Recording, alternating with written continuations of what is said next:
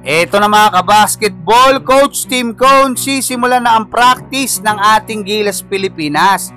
At inamin niya rin na posibleng magkaroon ng pagbabago para sa FIBA Asia Cup. Sa pinakabagong interview sa head coach ng ating Gilas Pilipinas na si Coach Tim Cone, ay humingi nga sa kanya ng update ang former PBA commissioner na si Noli Iyala patungkol nga sa ating national team.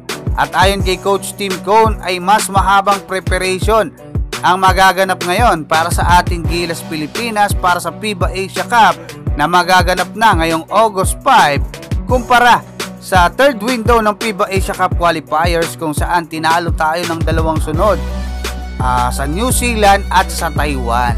At ang matindi mga kabasketball, sisimulan na nila ngayong June 30 yung kanilang build up, no? Posibleng magkaroon na rin sila ng practice dyan dahil halos lahat ng mga players ng ating national team ay nandyan na, no?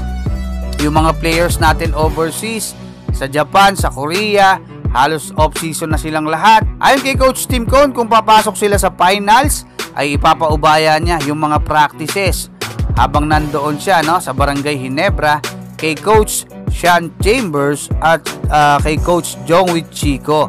So hindi naman mapapabayaan yung programa, no, kasi kabisado rin nila yung sistema ni Coach Tim Cone. At mas importante daw kay Coach Tim Cone ngayon ang mas mahabang practice kaysa sa mga tune-up game. Although meron tayong tune-up game na naka-schedule na, no, sa June 30 kontra nga dyan sa Macau Black Bears. At target niya rin na magkaroon pa ng isang tune-up game bago mag-start yung mismong kompetisyon, yung FIBA Asia Cup. Most likely mga August 2 or August 3 gusto niyang makakuha ng isang tune-up game diyan din sa mga kasali sa FIBA Asia Cup. Most likely yung hindi natin makakalaban diyan sa naturang tournament kaagad. Ngayon mga kabasketball, eto matindi. Posible raw magkaroon ng pagbabago ayon kay Coach Tim Cone dyan sa FIBA Asia Cup dahil nga sa nangyayaring kaguluhan dyan sa Middle East, no? Posibleng malipat ng venue.